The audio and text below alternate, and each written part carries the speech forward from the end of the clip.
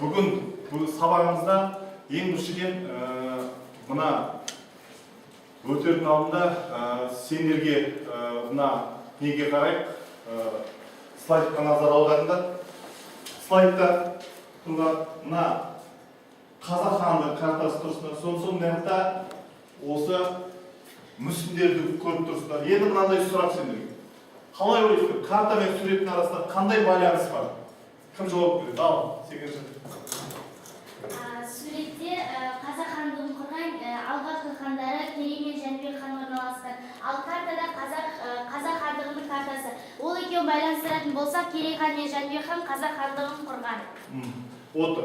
Суреттерде осы біз неліктен бұл тұлғалардың үстінде Ақордаға жақын жерде орналасқан?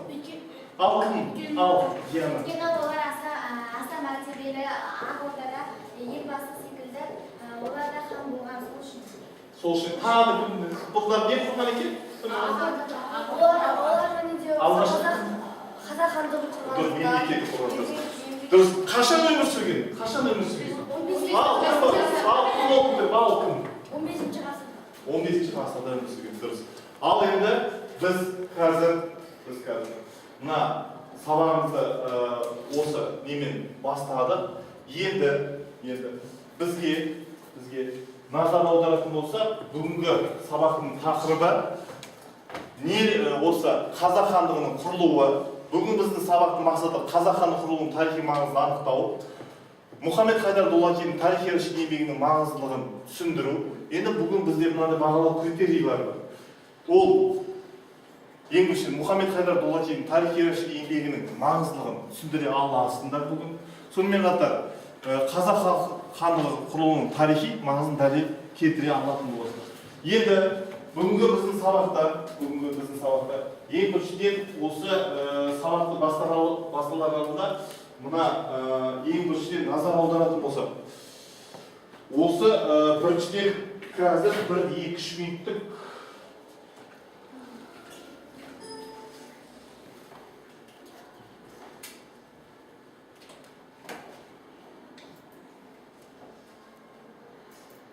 мультфильмге назар аударайық. Мультфильмге қарап отырыңдар.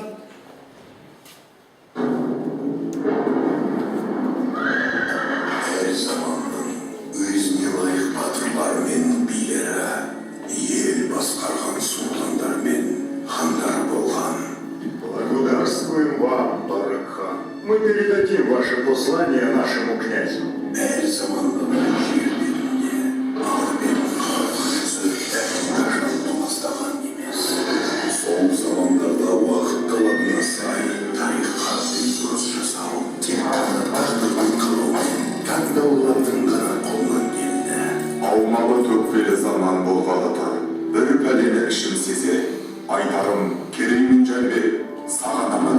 Олар батылда ер жүрек, білімді де ақылда, мейірімді де жомарт, өз елін сүйетін ел жанды азаматтар болады. Рахмет, балалар. Сендер болмағанда не болар еді? Бұл Жәнібек, ал мен Керей.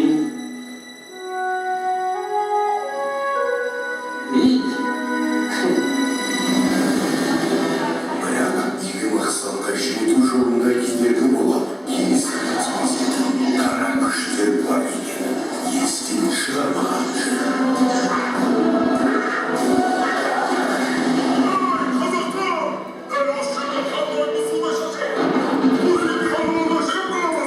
Атыларыңның басын айзағанып, ұлдарыңды қос, қыздарыңды күң етеміз. Алтын айзаның ұшымен, ақ билеуші күшімен, ақылмен ісінген, елін дауға, жер жоққа білмеген кәсіпкерлер ұлдарын, халықтың өзі ақ киізді көтеріп, хан сайлаған. Қазақ елі өз тарихыңды ұмытпай, мақтан тұт. Ал енді, құрметті оқушылар, біз қазір сендерге енді сұрақ туады. Керей мен Жәнібектің әкелері бір-біріне кім болған? Олар дос Кім айтады? Ал.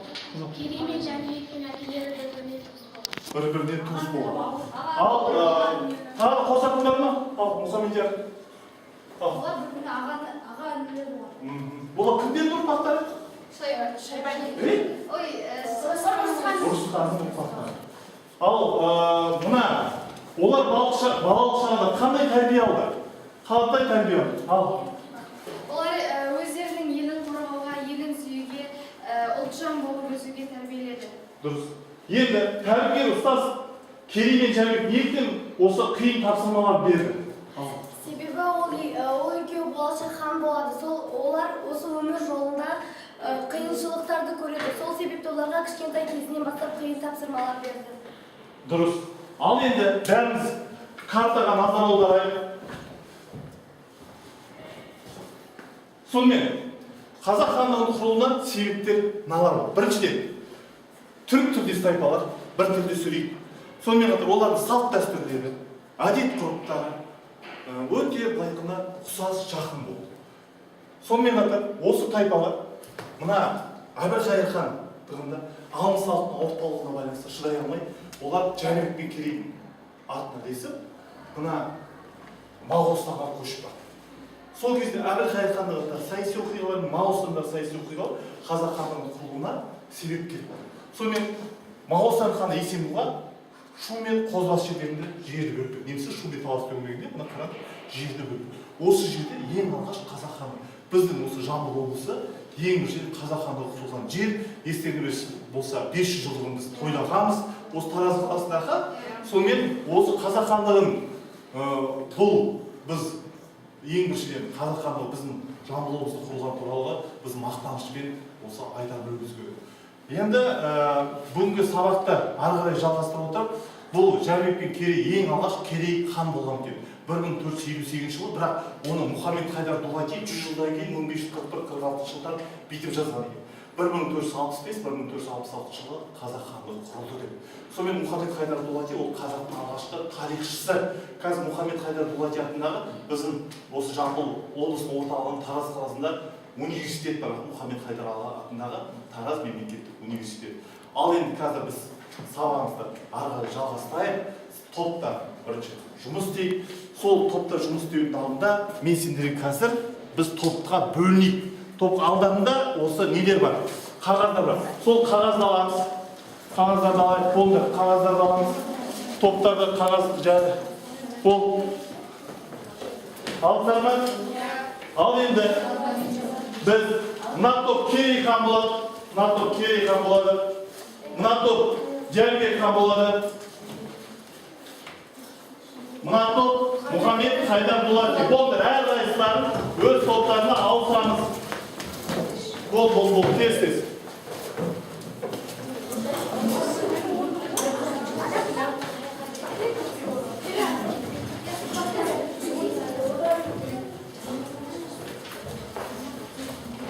Енді тапсырма. Бері қарай. Тапсырма. Бірінші топқа мозаика құрастайық деген тапсырма. Мозаика құрастайық деген тапсырма. Екінші топқа мына Мұхаммед Хайдар Дулатидің тарихи еңбегін талдайық деген тапсырма. Осы ал Мұхаммед Хайдар Дулатиға осы қазақ ханның құрылу себептерін анықтайық деп, бұл Жәнібек ханға тапсырма. Мұхаммед Хайдар Дулатиға деректі талдайық деген. Ал енді осы үш топ. Бүгін енді біз бұл топтарды бөлу себебіміз өздерің білесіздер. Қазақ ханның құрған Жәнібек пен Керей хан және мәлімет қалдырған Мұхаммед Хайдар Дулати. Сенен уақыт 10 минут беріледі.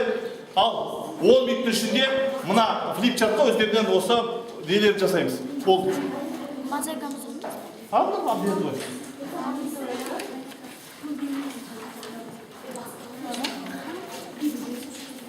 Бар еді ғой. Бана тұру ғой. Болды, тез. Ана карта қайсы, бана карта бербедім ғой. Карта бербедім. Деймін.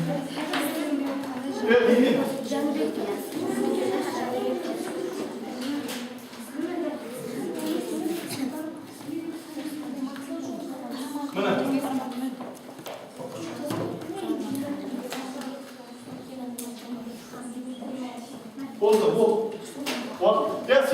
неге топтар бөліп алыңдар ма әрқайсың?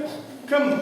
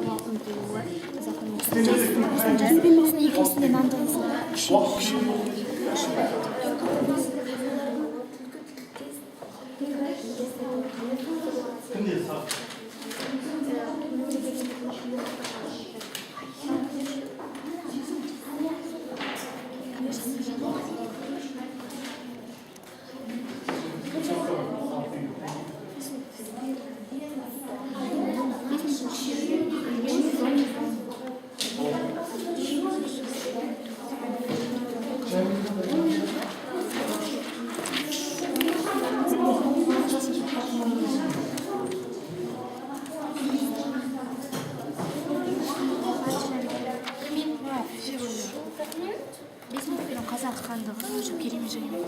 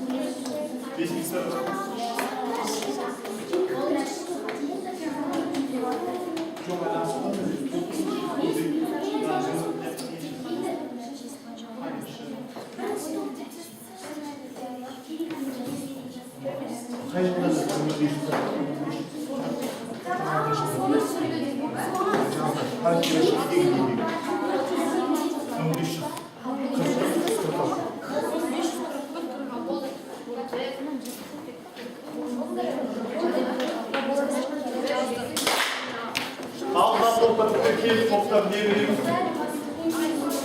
Gelin. Al, kelip. Evet.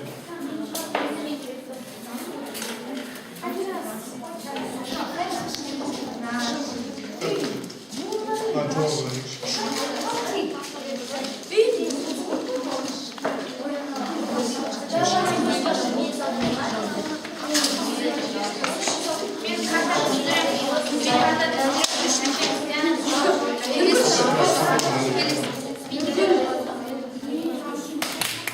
Gel bilelim. Bol.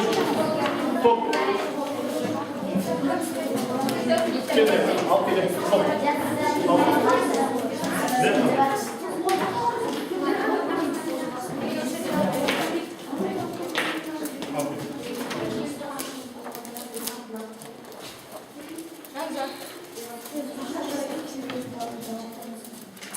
Kendi bol. Neyse. Oturalım sana otur. Bol toplarımız otur. Bol.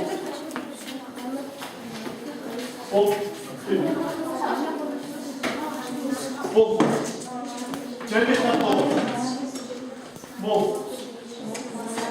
Kalan toplar oturalım dayılalım.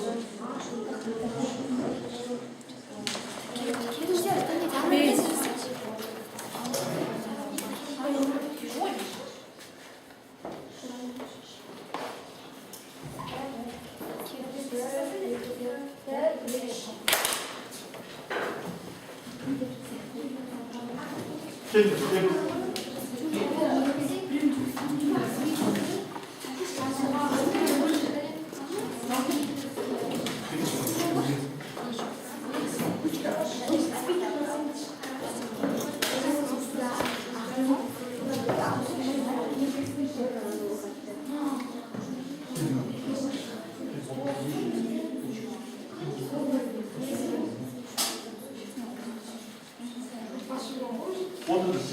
Al birinchi biz kerak konsolini beramiz, kerak konsol. Birinchi kerak konsolini o'tirdi, jamiyat konsoli. O'tiradi. Al, kerak konsolini beramiz. Birinchi biz mozaika qilamiz, al, mozaika. Mozaika sizda, al. 1465-1469 жылдары Керей және сұлтандары батыс жесір жерінде қозғасы деген жерде қазақ хандығының туын тігіп бір тұтас мемлекет құрды. Al, kelesi, kartaменен жұмыс. Керей хан және Жәнібек ханның Жетісуға қоныс аударған жері бұл Шу Шумен не? Шумен Моңғолстан.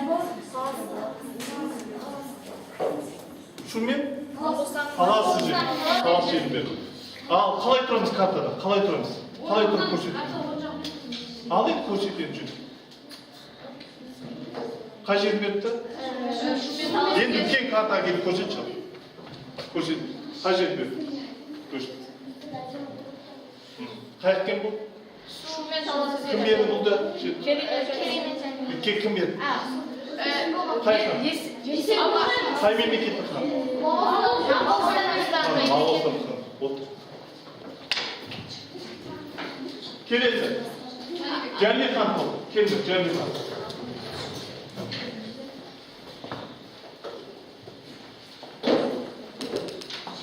Ал, мына, нені аламыз? Ұқасын. Ал.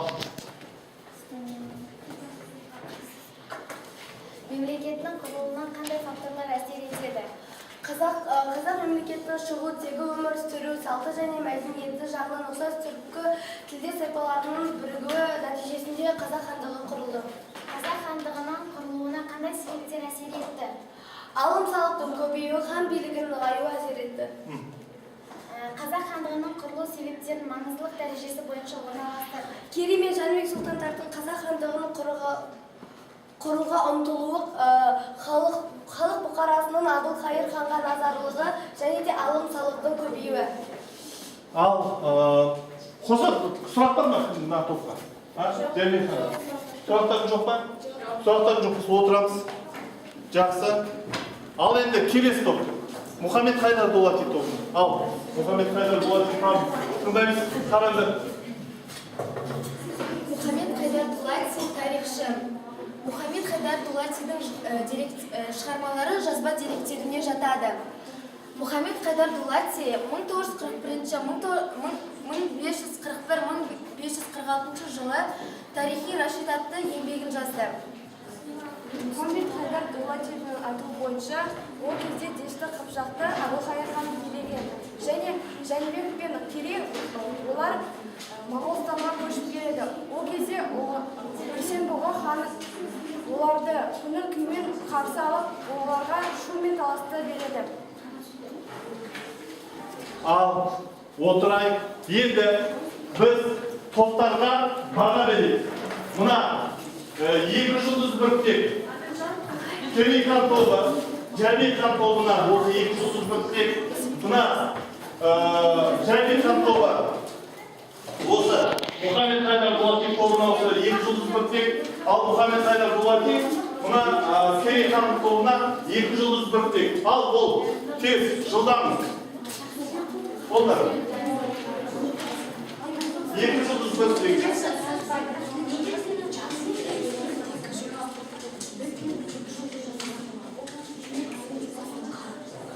Бол. Екі жұлдыз біріктек.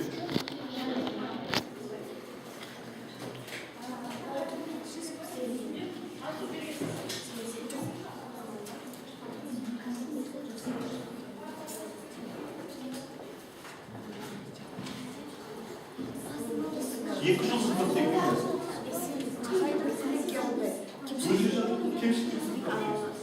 Ал жұлдызды жақсы солға. Қандай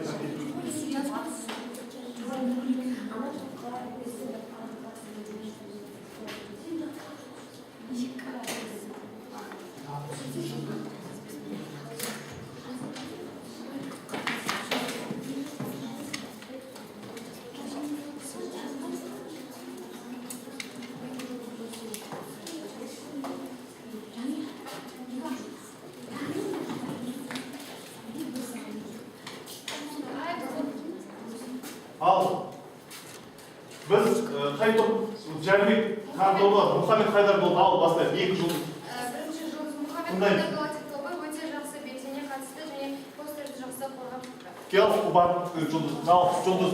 Мәліметтері толық жасаған жұмыстарын жақсы қорғап шықты. Ал, дұрыс. Ал, енді келесі. Біріншіден Мұхаммед Хайдар Дулати тобына айтарым, барлықтарыңыз атсалысыңыздар. Атсалыстарыңыздар. Осы не болды. Ал, келесі. Келесі. Мына Керей хан тобы, ал, Жәнібек хан тобына. Ал. Жұлдыз.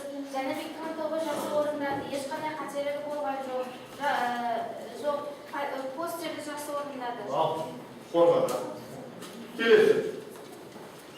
Жәнібектің өте белсене қатысып отырды. Сабақтан дұрыс мәлімет білуінен тектеспіз. Тектес, ал, жақсы, ал. Бұдан да жақсы түсіндіруге тырысыңдар. Бұған жақсы түсіндіруге тырысыңдар дейді. Ал. Келесі ал сендер. Ал, екі жұлдыз. Мына Мұхаммед Хайдар Дулати тобы.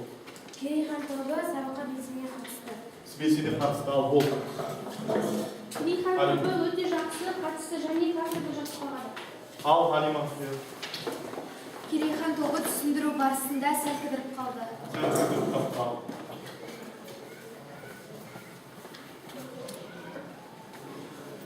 Тегін сонда не? Болашақта олай еқлау өткен? Қайталамыз. Ал, бері қарай біз енді мына қараңдар сендерге біз не беріп едік қараңдар. Сонымен қатар дискриптор бердік аға. Әрқайсыдан сол дискрипторды орындадыңдар ма? Қараңдар. Дискрипторлар, тапсырма берген дискрипторлар көріңдерші. Орындадық па? Жеттік па сол дискрипторға? Жеттік аға. Сонда бүгінгі біздің сабағымызда былай сонда дискриптор болса, өздерінің әр берген тапсырма дискриптор орындадықтар. Енді мен сендерге қазір біз бір ыңғайлы болу үшін қазір кім жылдам деген сұрақ қоямын. Түсініп отырсыңдар ма? Кім жылдам? Сол сұраққа қарай сендер өздерің бүгінгі сабақты қалай түсінгені туралы біз де осы не тұр? Былай айтқанда өз-өзін бағалайтын, былай айтқанда бағдаршам. Сол біріншіден мені тыңдап отырамыз. Кім жылдам деген сұрақтан қоямын. Сол тұрағымызды жауап береміз. Түсінді ма? Алып бастаймыз. Тыңда. Осы Жәнібек пен Керей хан қай хандыққа бөлініп кетті?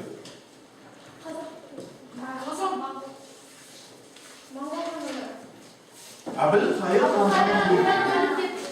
Келесі. Осы Керей мен Жәнібек. Кімнің ұрпағы?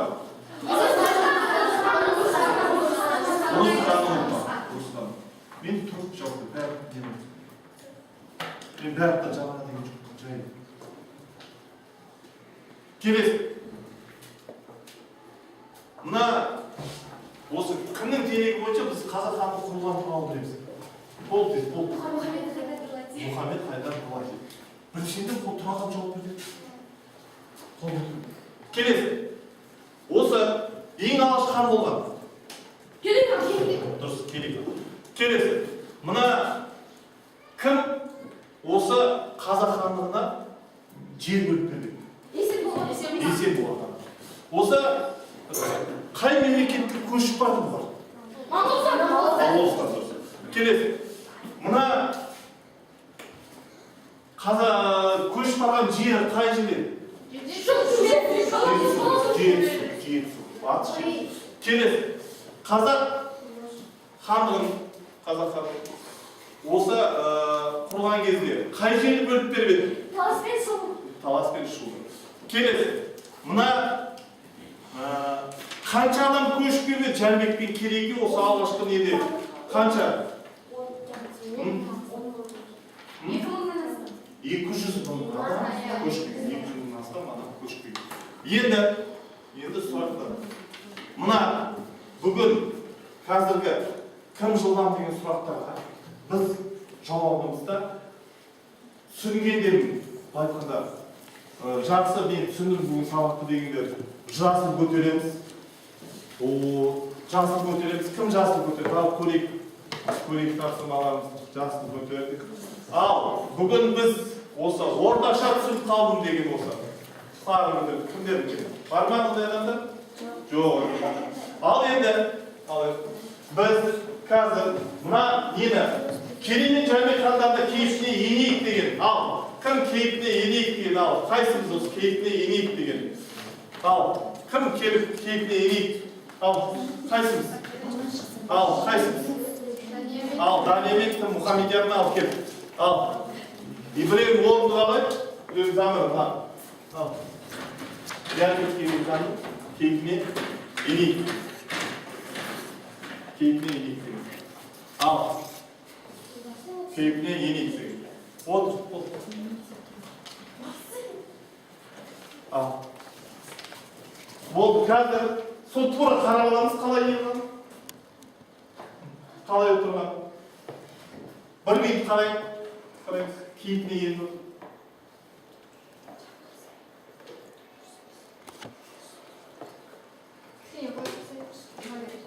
Ал кейіпіне енді көріп қойған?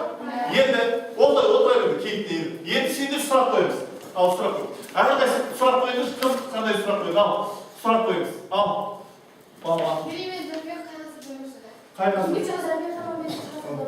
Ал келесі сұрақ. Ал Керей мен Жәнібек хандықтан бөлініп шықты. Келесі тағы да кім? Болды, сұрақ қойыңыз. Ал Хамид. Мұхаммед Хайдар Дулати тарихи Рашид еңбегін қаншаншы жылдары жазды?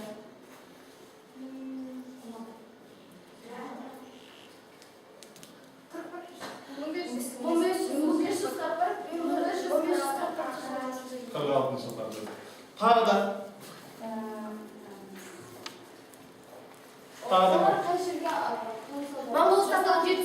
Моғолстан мен Жетісу бар. Тағы да сұрақ қойыңдар. Ал Диана. Әбілқайыр хандығына келу үшін қанша адам болды? 200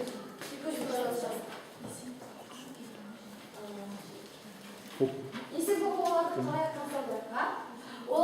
Есенбұға оларды қал жайқасады. Оларды шар жайы қарсы. Неге Ал, олар? Өздерінің жерлеріне келгеніне қуанып. Тағы да. Есенбұға керей ханы және хан қандай жерлерге бөліктерді? Шумен талас. Ал енді, ал, шunu қой. Керей мен Жәнібектің қайсысы ең бірінші болып таққа алды? Керей. Керей хан. Ал енді сенде мынандай сұрақ. Не көріп, не естіп, не сезіп, не ойладың деген. Әрқайсысына, осы екеуі. Не көріп, не естіп, ал сен бастап, Керей хан болған. Мен Керей бұл сурет. Жоқ, өзің отырып өзіңе. Мен бұл суретте екі батырды көріп отырмын. Оларды Жоқ, сен оны түсінбедің. Не көріп, не естідің осы жерде қазір. Бүгін сабақта не көріп, не естідің. Және Керей хан мен Жәнібек ханның ерліктерін естідім. Және осы қазақ хандығының қалай құрылғанын көрдім. Қандай қашан отырсың? Бейнероликтен көрдім. тағы да. Не сездің? Отырған кезде. Не сездің? Өзің хансың. Өзімді хан болып сезіндім. Хан болып сезіп отырсың ба? Сонда қандай екен хан болып сезінудің өзі қандай екен? Қандай жауапкершілік бар ма? Қандай жауапкершілік туып отырса? Осы елді басқару ол деген адам болып жатыр жаңағы Кел, мәртебе ма? мәртебе. Сол үшін. Ал сен де қандай осы не ал Жәнібек хан ал не осы? Не көріп, не естіп, не сезіп, не ойладың? Ал Мен олардың қай хандығынан бөлініп кеткенін естідім. Олардың қалай құрылғанын бейнероликтен көрдім. Бірақ қалсыншы. Көрдім. Не сездің? Тұрған кезде. Ал не сезіп тұрсыз? Өзі хан, Жәнібек хан деген не сезіп тұрсыз? Не ол? Ол болса, сияқты. Тағы да, мысалы, өзің ел тағдыры туралы, былай айтқанда, қалай оны басқару туралы сезіп тұрсың осы? Болашақ, сезіп тұрсың. Ал енді, осы әрқайсысы сыныптастарға қандай тілектеріңіз бар дейді? Ал сыныптастарыңызға қандай тілектеріңіз бар? Осы қазақ хандығын қалай құрылғанын ұмытпаңыздар деп айтқым келеді. Керей мен Жәнібек ханның өмірін білдіңіздер деп айтамын. Тағы да қандай тілектеріңіз бар? Өз тарихтарыңызды ұмытпаңыздар. Өз тарихтарыңызды ұмытпаңыздар дейді. Тағы да? Осындай жайттарда кездестейік дейді. Тағы да? Осы бақтың үстіндеміз батырларды, қай батырлар арқасында екенін Ал отырайық. Енді біз осы сабағымызда қазір қарайықшы. Топта сендерді көшбасшылар әр топта. Мына Керей ханды кім көшбасшы? Жәнібек. Ал мына топта кім көшбасшы? Мына топта кім көшбасшы? Ал елбасы. Ал енді қазір әр көшбасшыға мына өздерінің топтарында бағалайықшы. Кім қалай жұмыс істегені туралы бағалап өтейікші. Ал бағалап. Ал Жәнібектен бастайық. Ал Жәнібек өз тобында жұмыс істегені туралы қандай осы баға беріп дейсіз? Ал Мен өз тобыма өте жақсы баға бергім келеді. Осындай біз топпен қалай жұмыс істеуді үйрендік, ұйымшыл болуды үйрендік, барлығы да жақсы белсене қатысты. Қатысты ма? Ал ешқандай олқылықтар болған жоқ па? Жоқ, мен Болған жоқ па? Ал келесі. Мына Арнұр. Біз Жәнібек хан тобы, біздің топта барлығы өте белсенді, өте жақсы барлығы өте жақсы топтық жұмыста барлығына жақсы қатысты және мен олардың барлығына осындай жасыл түсті бағдаршамның есімін бергім келеді, бағалағым келеді. Бағалағым келеді ма? Жақсы. Ал келесі топ. Біздің топтағы жаңағы қатысушылар барлығы сабаққа белсене қатысты. Сұрақтарға дұрыс жауап беріп отырды. Былайша айтқанда енді сабақты жақсы түсінді деп ойлаймын. Жақсы түсінді деп ойлайсың. Ал енді енді бұл жерде біз сабақты қарап отырсақ, топта. Біздің кейбір топтарда байды мына араласу, мына флипчарт қойған, былай айтқанда толтыруда постерді қойған кездерде мына араларында жұмыс істемей тұрған адамдарды сол жерде айтып көру керек. Ол жақтарына сендер кішкене қателіктерді осы көшбасшыларға болашаққа осындай не әрқайсымыз жөнді баға бере білейік топтарымызды. Ал енді бүгін мына сабаққа өте белсене қатыстыңдар. Өздерінде былай айтқанда болашақта біз бүгін оқу мақсатын орындадық па? Иә. Бүгін біз Мұхаммед Хайдар Дулати арқылы, осы деректер арқылы біз не істей алдық? Ол осы қандай дерек екенін білдік аха. Ол қазақ хандығының құрылғанын туралы жазғаны қай жылдары құрылды деп айттық? 1465-1466 жылдар аха. Осы Мұхаммед Хайдар Дулати еңбегі. Сол Мұхаммед Хайдар Дулати еңбегі арқылы біз деректерді қайдық. Сонымен Жәнібек пен Керейді қазақ хандығы құрылуына себеп факторларды анықтадық. Қандай бірінші қандай тілде барлықтары бір тілде сөйлеуі. бір дінде, бәрі бір салт дәстүрі ұқсас бірдей екен аға. Енді екіншіден біз сонымен қатар бұл саяси факторлар. Әбілқайыр ханның осы алым-салықтың алдын-алуына, Моғолстан мемлекетінің әсеріне байланысты қазақ хандығының құрылуына себепкер болды. Соған байланысты біз айтып өтсек болады. Енді қазір алдарыңызда сіздерде әрқайсыларыңызда осы не бар?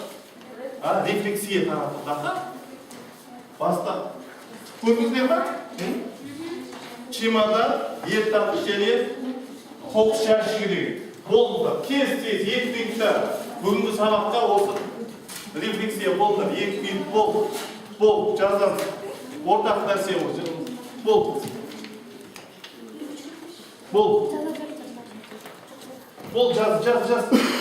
Жаз.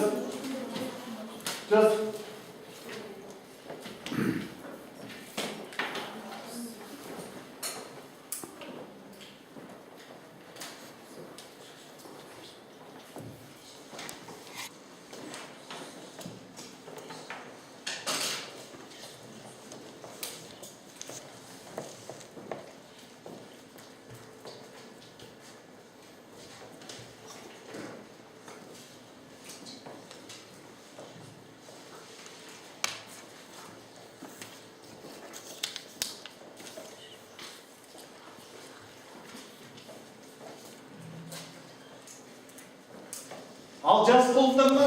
Жас болған адамдар ал кім? Толғанбай.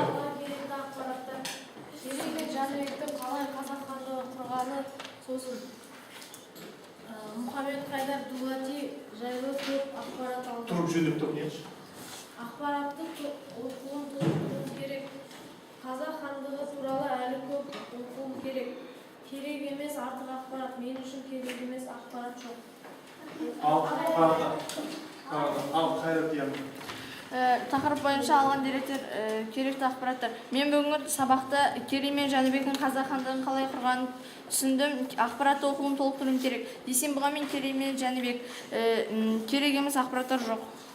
Ал келесі Ақпарат бойынша алған керекті ақпараттар. Керей хан мен Жәнібек хан бойынша мен бәрін білдім. Ақпаратты оқуын толықтыруым керек. Қазақ халқы туралы әлі де білуім керек. Керек емес артық ақпарат менде болған жоқ. Бол бақын, жұмақ қойын. Тақырып бойынша алған керекті ақпараттарын Керей мен Жәнібек хандығының ерімдерін білді. Ақпаратты оқуын толықтыруым керек. Хандығының құрылуын және толықтыруым керек. Керек емес ақпарат жоқ. Ал болды. Енді осымен бүгін сабағымызды аяқтаймыз. Бүгін барлықтары сабақты түсінікті. Үй тапсырмасы осы тақырыпқа қазақ хандығы эссе жазып келеміз. Эссе. Ал енді үйде бүгінгі сабаққа қатысқандар үлкен рахмет. Сабаққа тұрамыз. Тұрайық ал.